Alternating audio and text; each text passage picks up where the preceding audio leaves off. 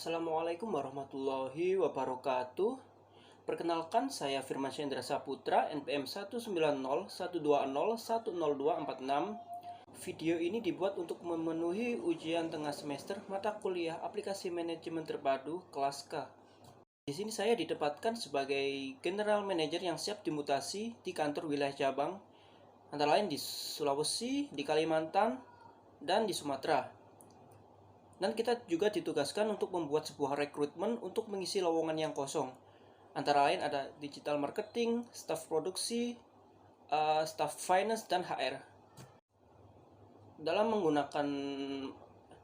membuat sebuah rekrutmen, saya menggunakan dua aplikasi, yaitu Facebook dan Odoo. Facebook di sini tujuannya untuk mencari kandidat terbaik untuk mengisi lowongan yang kosong.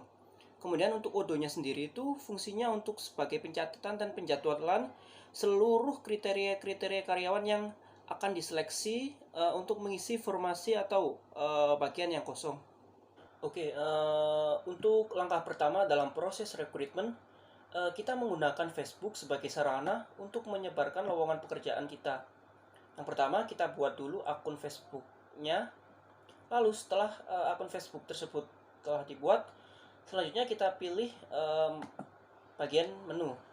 Kemudian di bagian menu kita cari lowongan kerja. Oke, di sini kita tinggal mengisi saja. Oke, setelah terisi semua, langsung kita pilih selanjutnya. Oke, lalu setelah dirasa sudah benar dan sudah tepat, lanjut kita posting. Selanjutnya, setelah proses posting lamaran pekerjaan di Facebook tadi berhasil, yang mana guna untuk menyebarkan lowongan pekerjaan perusahaan kita, selanjutnya kita menggunakan aplikasi Odoo untuk merekap data calon karyawan yang telah melamar pekerjaan di perusahaan kita. Untuk langkah pertamanya, kita masukkan email. Tentunya kita harus daftar dulu ya di akun Odoo. Oke, setelah masuk pada menu rekrutmen, di sini sudah terdapat posisi jabatan yang telah kita buat, antara lain HR Finance, Staff Finance, dan Staff Produksi. Tapi ternyata ada satu yang kurang, yaitu Digital Marketing. Dan untuk cara membuatnya, yaitu yang pertama kita pilih Create. Kemudian untuk job position-nya kita tulis Digital Marketing. Kemudian untuk alamat emailnya kita pakai email perusahaan, yaitu PT Bulan Sabit tadi ya. Langsung kita create. Setelah posisi jabatan kita isi pada aplikasi Odoo, selanjutnya kita cek ke email alamat perusahaan kita apakah sudah ada yang mendaftarkan pada posisi jabatan yang dibutuhkan.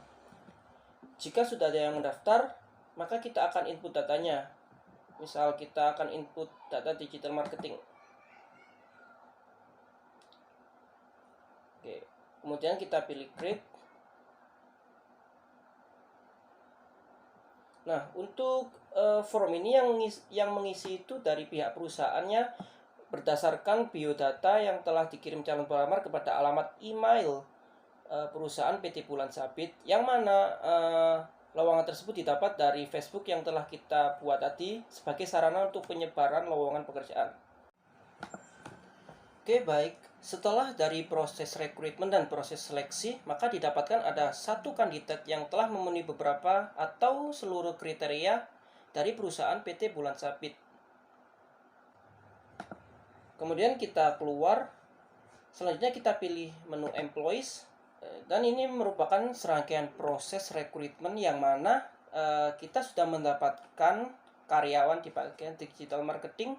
Oke, di sini saya sebagai General Manager dari kantor cabang, di mana saya ditugaskan oleh kantor pusat untuk melakukan sebuah marketing strategi. Untuk marketing strategi sendiri, saya menggunakan beberapa subpoint yang saya bagi menjadi 4 bagian besar, yaitu yang pertama product, people and place, price, dan yang terakhir ada promotion. Oke, yang pertama adalah produk. Produk merupakan jantung dari semua aktivitas pemasaran. Produk bukan hanya tentang fisik, melainkan bisa juga dari aspek berwujud maupun aspek tidak berwujud, seperti pelayanan, kepribadian, atau dari segi keorganisasian perusahaan tersebut. Di sini saya menggunakan beberapa strategi, antaranya meningkatkan kualitas produk, menciptakan standar pelayanan dengan berlandaskan pada kepuasan konsumen, membuat sebuah terobosan inovasi yang berbeda dari cabang-cabang yang lain, seperti membuat konsep dan tata ruang yang unik dan juga berbeda. Kemudian untuk people and place, yaitu yang pertama, merancang segmentasi pasar di wilayah cabang tersebut. Kemudian yang kedua, menetapkan target pasar, melakukan riset guna menentukan lokasi yang strategis, dan yang terakhir menciptakan saluran distribusi yang efektif dan efisien. Dan untuk poin yang keempat ini tujuannya agar distribusi dari supplier ke konsumen itu menjadi lebih cepat, sehingga hal tersebut membuat tingkat kepuasan konsumen menjadi lebih baik. Kemudian untuk strategi pemasaran dari segi harga atau price. Di sini saya membuat beberapa strategi. Yang pertama yaitu strategi bakar uang, seperti promo besar-besaran, diskon, dan yang lainnya.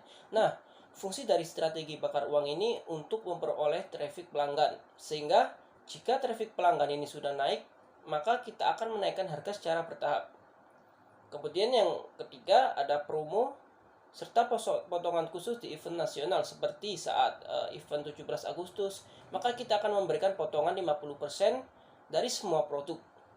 Kemudian yang keempat ada bundle produk. Bundle produk di sini artinya jika konsumen membeli 2 atau 3 produk lebih, maka akan mendapatkan gratis 1 produk, baik itu bisa dari minuman atau makanan yang lain. Dan yang terakhir, menciptakan standar harga yang sesuai kualitas, yang mana artinya harga di sini menentukan kualitas dari perusahaan kita.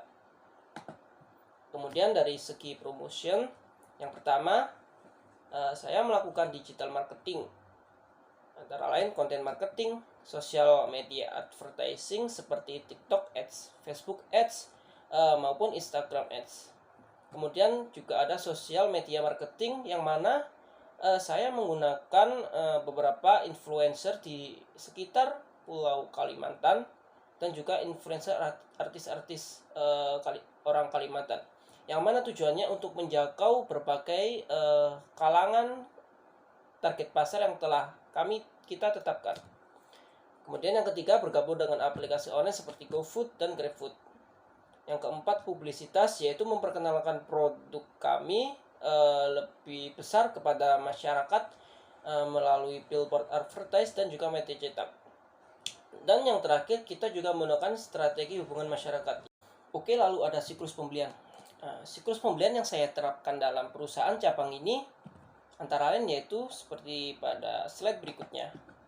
Yang pertama, langkah pertama melakukan stock of name, yaitu mencocokkan antara stok produk yang sesungguhnya dengan stok yang ada di dalam aplikasi, seperti aplikasi pada komputer itu apakah ada perbedaan. Kemudian dari stock of name juga bisa didapatkan bahwa stok ini ada yang kosong atau tidak, atau stok ini ada yang kurang atau tidak. Jika stok tersebut dirasa kurang atau tidak mencukupi, maka dilanjutkan dengan purchasing order atau order pembelian kepada supplier. Setelah melakukan purchasing order, selanjutnya dari supplier akan melakukan receiving atau pengiriman.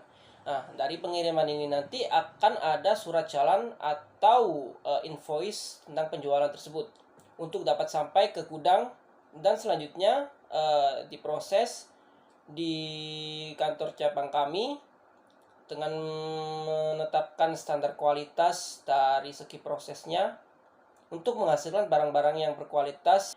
Kemudian setelah dilakukan proses, maka yaitu service, yaitu kita memberikan pelayanan kepada konsumen agar konsumen tersebut mendapatkan tingkat kepuasan yang tinggi. Setelah servis, maka langkah yang terakhir yaitu pada konsumen, yaitu atau mengonsumsi produk yang telah kita proses tadi.